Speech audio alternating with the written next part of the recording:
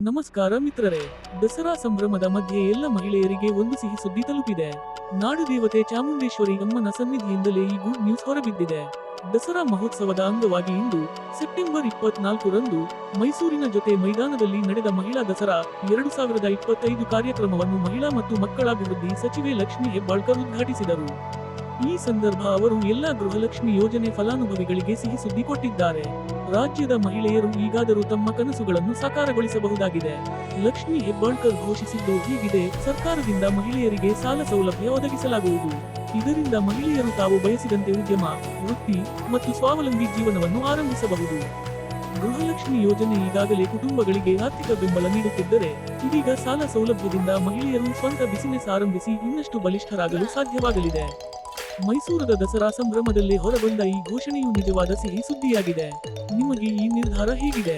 Comments ನಲ್ಲಿ ತಿಳಿಸಿ. Video ಇಷ್ಟವಾದರೆ ಲೈಕ್ ಮಾಡಿ, ನಮ್ಮ ಚಾನೆಲ್ಗೆ ಸಬ್ಸ್ಕ್ರೈಬ್ ಮಾಡಿ, ಇನ್ನೂ ಹೆಚ್ಚಿನ ಅಪ್ಡೇಟ್ಗಾಗಿ ಬೆಲ್ ಐಕಾನ್ ಒತ್ತಿ.